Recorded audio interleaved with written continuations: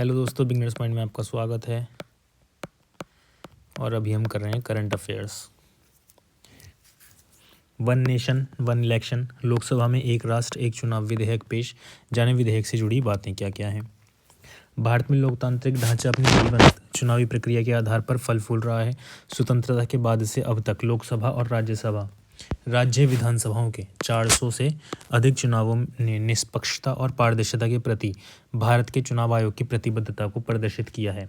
हालांकि अलग अलग और बार बार होने वाले चुनावों की प्रकृति ने एक अधिक कुशल प्रणाली की आवश्यकता पर चर्चाओं को जन्म दिया है। इससे एक राष्ट्र एक चुनाव की अवधारणा में रुचि फिर से जग गई है।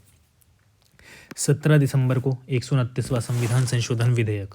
ऐसे में लोकसभा में 17 दिसंबर को 129वां संविधान संशोधन विधेयक पेश किया गया। इसमें प्रस्ताव किया गया है कि एक अवधि के बाद सभी राज्यों की वर्तमान विधानसभा का कार्यकाल छोटा कर एक साथ चुनाव कराए जाएं। केंद्र और राज्यों में चुनाव के थोड़े समय बाद ही नगर निकायों और पंचायतों के चुनाव कराए जाएं। बहुमत न मिलने और अल्पमत की स्थिति में दोबारा चुनाव कराए जाने पर कार्यकाल केवल बाकी बचे समय के लिए ही हो।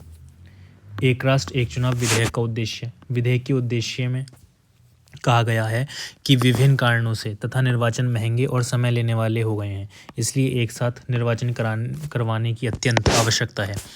देश के मतदान की प्रक्रिया वाले कई हिस्सों में आदर्श आचार संहिता के लागू होने के चलते संपूर्ण विकास कार्यक्रमों पर रोक लगा देता है, सामान्य जनजीवन में व्यवधान पैदा करता है, सेवाओं की क्रियान्वयन को प्रभावित करता है और निर्वाचन ड्यूटी के लिए लंबी अवधियों हेतु जनशक्ति की तैनाती से उनके मूल क्रियाकलापों में संलग्न होने को भी कम करता है। विधेयक एक नए अनुच्छेद 82 के लोकसभा और सभी विधानसभाओं के एक साथ निर्वाचन को अंतःस्थापित करने तथा अनुच्छेद 83 संसद के सदनों की अवधि, अनुच्छेद 172 राज्यों के विधानमंडलों की अवधि तथा अनुच्छेद 327 विधानमंडल के लिए निर्वाचनों के संबंध में उपबंध करने की संसद की शक्ति का संशोधन करने का प्रस्ताव करता है। अब तक 45 कोचिंग सेंटरों को भ्रामक विज्ञापन के लिए नोटिस, 19 कोचिंग संस्थानों पर 6 करोड़ 1.5 लाख के आसपास रुपए का जुर्माना। केंद्रीय उपभोक्ता संरक्षण प्राधिकरण ने उपभोक्ता हितों की रक्षा के लिए भ्रामक विज्ञापन के मामले में 45 कोचिंग सेंटरों को नोटिस जारी किए हैं।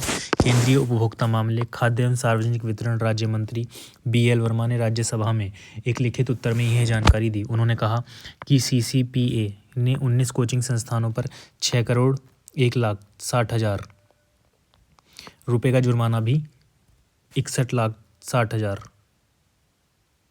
60 लाख के आसपास का जुर्माना भी लगाया। उन्हें भ्रामक विज्ञापन और अनुचित व्यापार प्रथाओं को बंद करने का निर्देश दिया है। उन्होंने कहा कि CCPA ने 13 नवंबर को कोचिंग सेंटरों को माल या सेवा की बिक्री को बढ़ावा देने और भ्रामक या अनुचित प्रथाओं में संलग्न होने के लिए झूठे या भ्रामक दावे व विज्ञापन करने से रोकने के लिए कोचिंग क्षेत्र में भ्रामक विज्ञापन की रोकथाम के लिए दिशा निर्देश 2024 जारी किए हैं। केंद्रीय राज्य मंत्री ने कहा कि उपभोक्ता मामले के विभाग ने राष्ट्रीय उपभोक्ता हेल्पलाइन के माध्यम से UPSC, सिविल सेवा, IIT और अन्य प्रवेश परीक्षाओं के लिए नामांकन कराने वाले छात्रों और उम्मीदवारों के लिए न्याय सुनिश्चित करने के लिए मुकदमेबाजी से पहले के चरण में सफलतापूर्वक हस्तक्षेप किया है। विभिन्न कोचिंग सेंटरों द्वारा अनुचित व्यवहार, विशेष रूप से छात्रों व अभ्यर्थियों की नामांकन फीस वापस न करने के संबंध में राष्ट्रीय उपभोक्ता हेल्पलाइन में दर्ज की गई कई शिकायतों के बाद NCHK ने प्रभावित छात्रों को कुल 1.15 करोड़ 1.25 करोड़ रुपए की वापसी की सुविधा प्रदान करने के लिए मिशन मोड पर इन शिकायतों को हल करने के लिए एक अभियान शुरू किया है।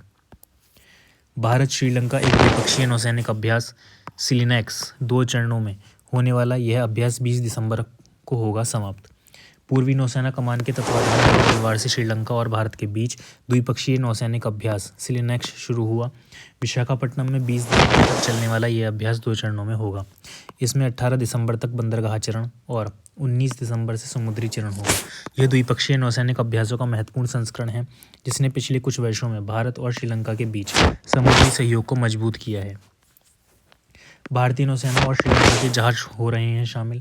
अभ्यास में भारतीय नौसेना के पूर्वी बेड़े का जहाज INS सुमित्रा एक अपतटीय गश्ती पोत विशेष बल के साथ शामिल हो रहा है। इसी तरह श्रीलंका से SLNS सियूरा एक अपतटीय गश्ती पोत विशेष बल के साथ अभ्यास में शामिल होगा। सुकन्या श्रेणी का OPV सिलिनक्स 11वें संस्करण के लिए विशाखापट्टनम पहुंच गया है। अभ्यास के आज हुए उद्घाटन समारोह के साथ बंदरगाह चरण की शुरुआत हो गई है। इस समुद्री अभ्यास का मकसद सुरक्षित, संरक्षित और नियम आधारित समुद्री वातावरण को बढ़ावा देना है। इस चरण के दौरान प्रतिभागी नौसेनाएं आपसी समझ को मजबूत करने के लिए पेशेवर और सामाजिक आदान प्रदान में संलग्न होंगी। फेफड़े की खतरनाक बीमारी है IPF, नहीं है कोई इलाज। इडियोपैथिक पल्मोनरी फाइब्रोसिस IPF एक गंभीर क्रॉनिक बीमारी है। यदि आप धूम्रपान करते हैं या आपके परिवार का कोई सदस्य इस बीमारी से ग्रस्त हो रह चुका है तो बीमारी के चपेट में आने का खतरा बढ़ जाता है। वर्तमान में IPF का कोई इलाज नहीं है। देश के महान तबला वादक जाकिर हुसैन ने फेफड़े की खतरनाक बीमारी की वजह से 73 वर्ष की आयु में दुनिया को अलविदा कह दिया। दरअसल IPF से पीड़ित व्यक्ति को सांस लेने में काफ़ी दिक्कत होती है। IPF फेफड़ों में वायुकोशों या एल्वियोली के आसपास के ऊतकों को प्रभावित करती है। फेफड़ों के ऊतक मोटे और कठोर हो जाते हैं और समय के साथ यह समस्याएं बढ़ती जाती हैं। एक समय ऐसा आता है जब फेफड़ों में स्थायी निशान बन जाता है जिससे फाइब्रोसिस कहा जाता है, जिससे सांस लेना धीरे धीरे मुश्किल हो जाता है। बड़े उम्र के लोगों को ज़्यादा प्रभावित करती है ये बीमारी। यदि आप धूम्रपान करते हैं या आपके परिवार का कोई सदस्य इस बीमारी से ग्रस्त रह चुका है तो बीमारी के चपेट में आने का खतरा बढ़ जाता है। कम उम्र की तुलना में यह बड़े उम्र के लोगों को ज़्यादा प्रभावित करती है। प्राप्त जानकारियों के अनुसार पर्यावरणीय कारक IPF के विकास में योगदान दे सकते हैं। सिगरेट के धुएँ, धातु की धूल, लकड़ी की धूल, कार्बनिक सॉल्वेंट जैसे प्रदूषकों के लंबे समय तक संपर्क में रहने से इसका जोखिम बढ़ जाता है। ये कारक सीधे तौर पर बीमारी का कारण नहीं बनते, लेकिन वे फेफड़ों को नुकसान पहुंचा सकते हैं जो इसके बढ़ने में योगदान देता है। पूर्वोत्तर क्षेत्र विकास मंत्रालय ने मुंबई में रोड शो का किया आयोजन।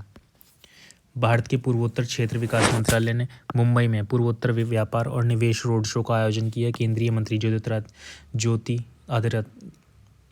ज्योतिरादित्य सिंधिया, त्रिपुरा के मुख्यमंत्री प्रोफेसर डॉक्टर माणिक साहा, मेघालय के मुख्यमंत्री कॉनरैड के संगमा ने मुंबई में पूर्वोत्तर व्यापार और निवेश रोड शो में भाग लिया और लोगों से पूर्वोत्तर में निवेश करने का आग्रह किया। इस रोड शो ने लोगों का काफ़ी ध्यान खींचा है और कई बिजनेस टू गवर्नमेंट B2G बैठकों ने उत्तर पूर्व क्षेत्र के लिए निवेश के अवसर सृजित किए हैं। पूर्वोत्तर भारत में आए परिवर्तन की प्रशंसा की। कार्यक्रम को संबोधित करते हुए केंद्रीय मंत्री सिंधिया ने प्रधानमंत्री नरेंद्र मोदी के नेतृत्व में पूर्वोत्तर भारत में आए परिवर्तन की प्रशंसा की और क्षेत्र के मुख्यमंत्रियों के नेतृत्व को भी स्वीकार किए जिनके दृष्टिकोण और प्रतिबद्धता ने पिछले एक दशक में महत्वपूर्ण बदलाव लाए हैं। उन्होंने इस क्षेत्र की अपार संभावनाओं पर बल दिया जो अब 11% GDP विकास दर के साथ भारत के विकास में योगदान देने के लिए तैयार हैं। 2025 से कोई भर्ती आयोजित नहीं करेगी NTA, केवल उच्च शिक्षा प्रवेश परीक्षा पर करेगी ध्यान केंद्रित। नेशनल टेस्टिंग एजेंसी यानी NTA देश में शिक्षण संस्थानों में प्रवेश के अलावा कई विभागों के लिए भर्ती आयोजित करती है। ऐसे में अब केंद्रीय शिक्षा मंत्री धर्मेंद्र प्रधान ने मंगलवार को कहा कि राष्ट्रीय परीक्षा एजेंसी NTA 2025 से कोई भर्ती परीक्षा आयोजित नहीं करेगी और केवल उच्च शिक्षा प्रवेश परीक्षाओं पर ध्यान केंद्रित करेगी। NTA में सुधार के लिए एक उच्च स्तरीय समिति का गठन। केंद्रीय शिक्षा मंत्री एक प्रेस ब्रीफिंग में कहा, मंत्रालय ने NTA में सुधार के लिए एक उच्च स्तरीय समिति का गठन किया था। समिति ने अपनी रिपोर्ट सौंप दी है। एक्शन टेकन रिपोर्ट के तहत इसे सुप्रीम कोर्ट के समक्ष प्रस्तुत किया गया है। पैनल ने NTA के पुनर्गठन का सुझाव दिया है। परीक्षा एजेंसी में 10 नए पद सृजित किए जाएंगे। इस दिशा में हमने काम शुरू कर दिया है। पैनल की सिफारिश के आधार पर सुधार। उन्होंने रिपोर्ट के कुछ प्रमुख बिंदुओं का जिक्र करते हुए कहा कि 2013-14 से ज़्यादा स्कूल अभी 23-24 में हैं। स्कूल में बिजली का जिक्र करते हुए उन्होंने कहा कि पहले 53% स्कूलों में बिजली थी, लेकिन अब 91.8% स्कूलों में बिजली है। यह कदम मेडिकल प्रवेश नीट परीक्षा के कथित एवं संदिग्ध लीक और अन्य गड़बड़ियों के कारण कई अन्य परीक्षाओं को रद्द करने के बाद इस साल की शुरुआत में गठित एक उच्च स्तरीय पैनल की सिफारिश के आधार पर परीक्षा सुधार का हिस्सा है। रूस में वैश्विक AI प्रतियोगिता में 65 देशों के छोटे बच्चों व पेशेवरों ने लिया भाग।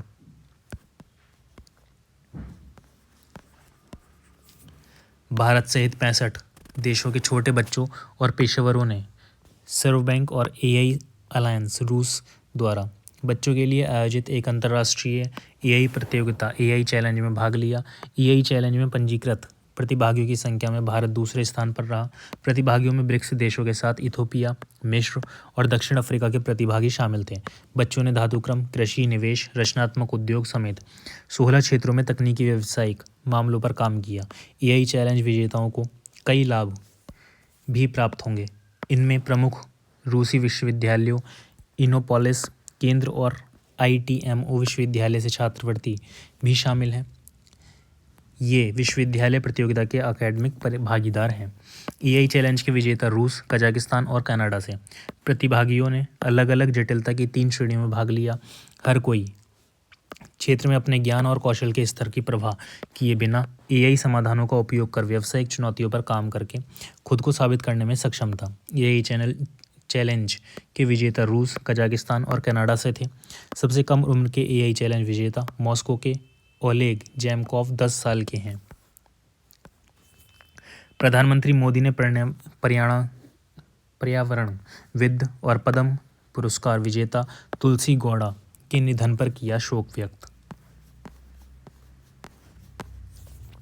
प्रधानमंत्री नरेंद्र मोदी ने आज मंगलवार को कर्नाटक की प्रतिष्ठित पर्यावरणविद और पद्म पुरस्कार विजेता तुलसी गौड़ा के निधन पर शोक व्यक्त किया।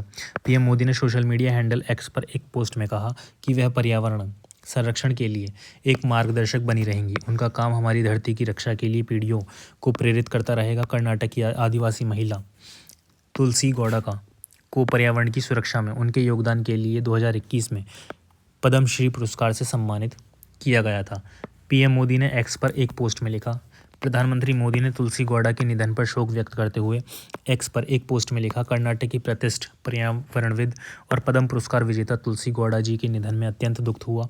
उन्होंने अपना जीवन प्रकृति के पोषण, हजारों पौधे लगाने और हमारे पर्यावरण को संरक्षित करने के लिए समर्पित कर दिया। वे पर्यावरण संरक्षण के लिए एक मार्गदर्शक बनी रहेंगी।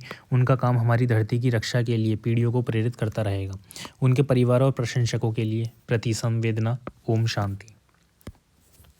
प्रधानमंत्री मोदी दिल्ली देहरादून एक्सप्रेसवे के पहले चरण का आज करेंगे उद्घाटन। महज 2.5 घंटे में तय होगी दूरी।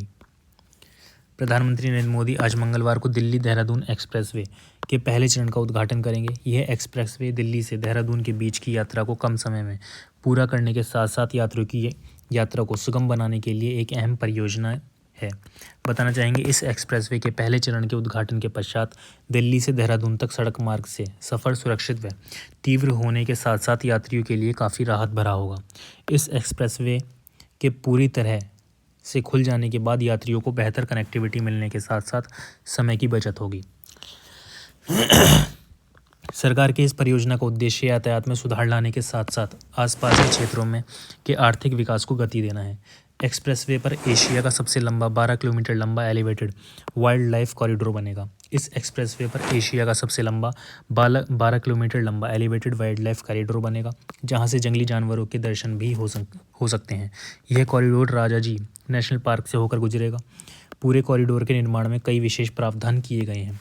इनमें गणेशपुर से देहरादून तक मार्ग को वन्य जीवों के लिए सुरक्षित रखा गया है। इसमें 12 किलोमीटर एलिवेटेड रोड, 6 पशु अंडरपास, 2 हाथी अंडरपास, 2 बड़े पुल और 13 छोटे पुल बनाने का प्रावधान है। पूरे एक्सप्रेसवे में 113 VUP vehicle underpass, LVUP light vehicle underpass, SVUP small vehicle underpass, 5 ROB 4 बड़े पुल, 62 बस शेल्टर बनाए जा रहे हैं। इसके साथ ही 76 kilometre service road, 29 kilometre elevated road के अलावा 16 एंट्री एग्जिट पॉइंट भी बनाए जा रहे हैं।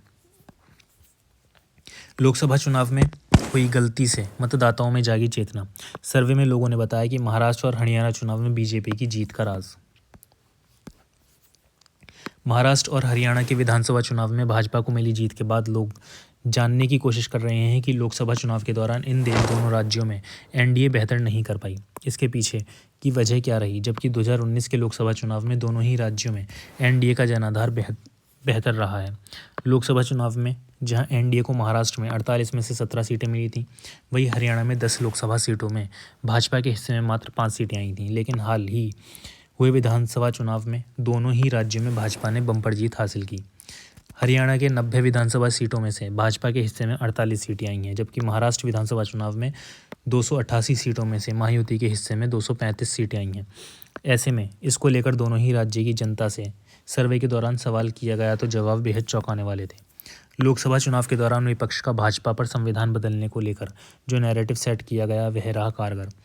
दोनों ही राज्यों में पीएम नरेंद्र मोदी की लोकप्रियता में विधानसभा चुनाव के दौरान कोई कमी नहीं देखी गई, जबकि इसके पहले लोकसभा चुनाव के दौरान भाजपा 240 सीटों पर ही सिमट गई थी।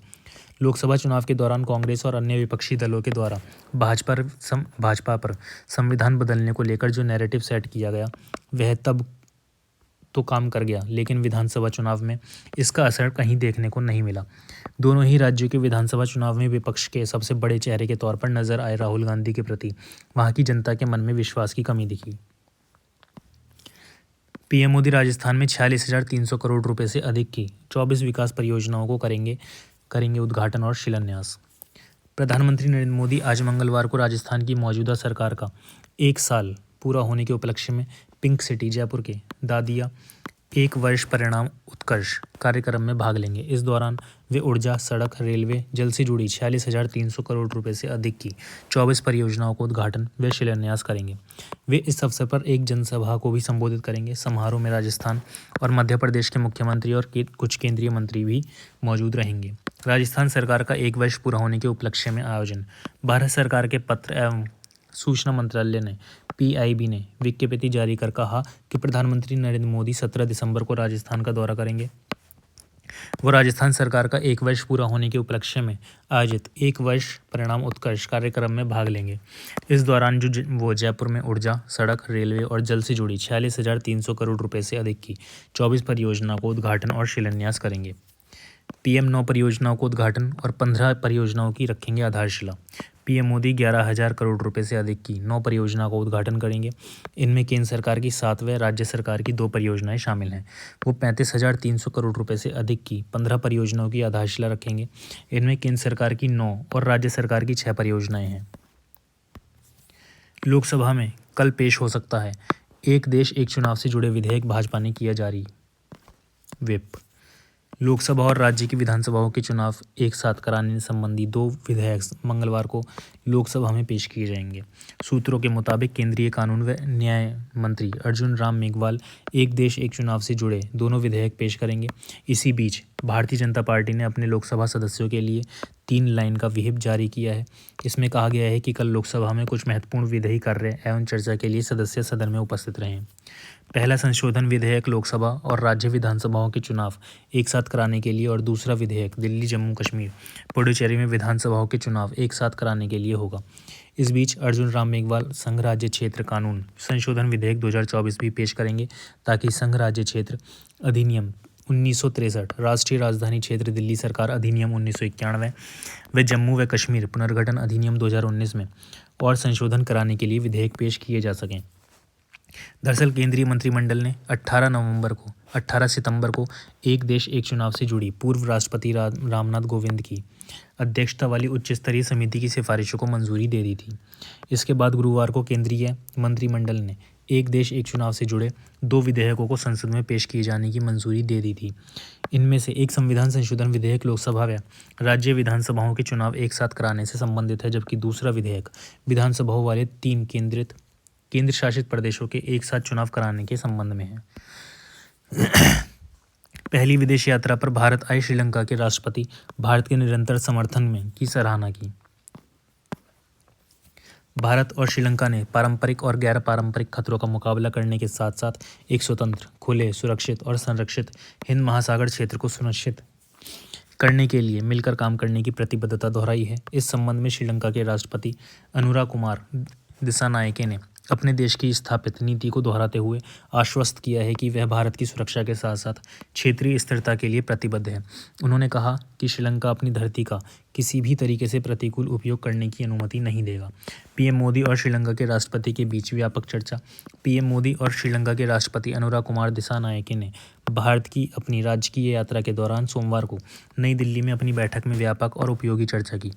दोनों नेताओं ने इस बात की पुष्टि की कि भारत श्रीलंका द्विपक्षीय साझेदारी गहरे सांस्कृतिक और सभ्यतागत संबंधों, भौगोलिक निकटता और लोगों से लोगों के संबंधों पर आधारित है।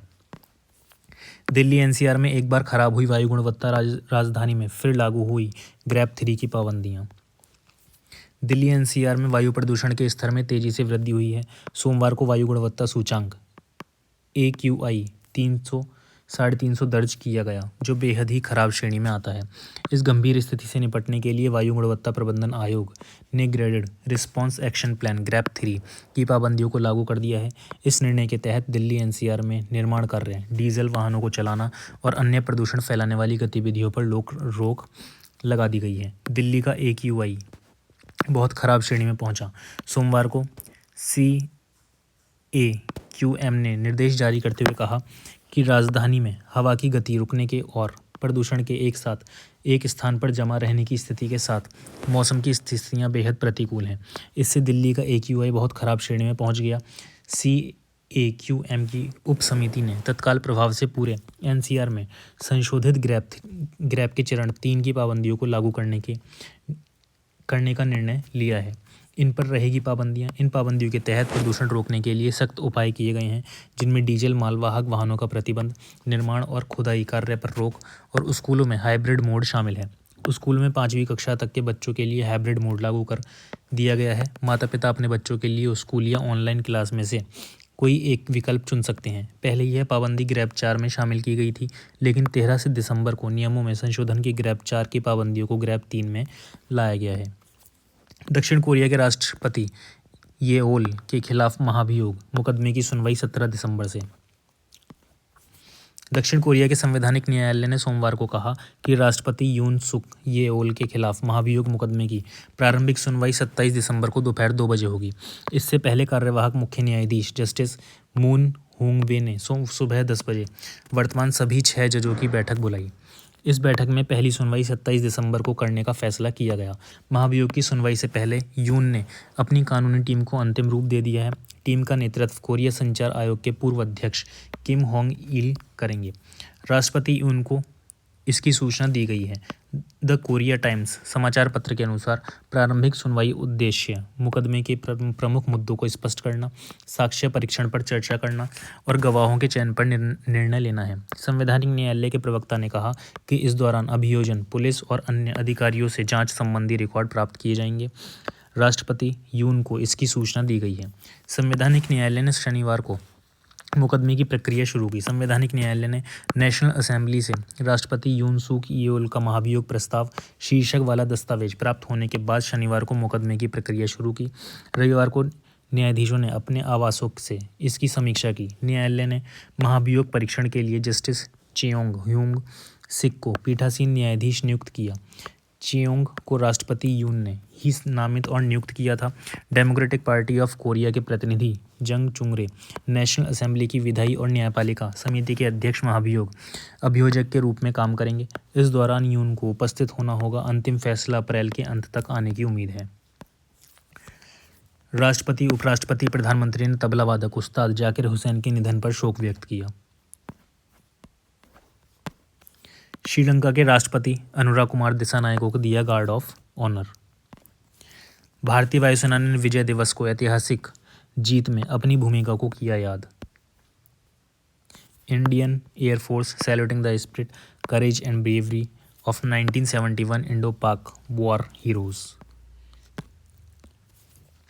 भारत हर साल 16 दिसंबर को 1971 के भारत पाक युद्ध में अपनी निर्णायक जीत की याद में विजय दिवस मनाता है, जिसके परिणाम स्वरूप बांग्लादेश का निर्माण हुआ था। भारतीय वायुसेना ने विजय दिवस की ऐतिहासिक जीत में अपनी निर्णायक भूमिका को याद किया है। इंडियन एयरफोर्स ने अपने आधिकारिक सोशल मीडिया हैंडल एक्स पर लिखा, 1971 का भारत पाक युद्ध 16 दिसंबर 1971 को लेफ्टिनेंट जनरल AAK नियाजी के बिना शर्त आत्मसमर्पण के साथ समाप्त हुआ, जो एक स्वतंत्र बांग्लादेश का जन्म का प्रतीक था। यह ऐतिहासिक क्षण एक समन्वित सैन्य प्रयास के माध्यम से हासिल किया गया था, जिसमें भारतीय वायुसेना ने 13 दिवसीय संघर्ष में त्वरित और निर्णायक परिणाम सुनिश्चित करने में महत्वपूर्ण भूमिका निभाई थी, जिसे उपयुक्त रूप से लाइटनिंग वॉर कहा गया था।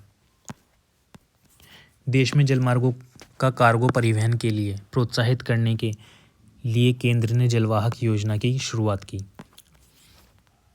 केंद्र सरकार ने जलवाहक योजना की शुरुआत की है।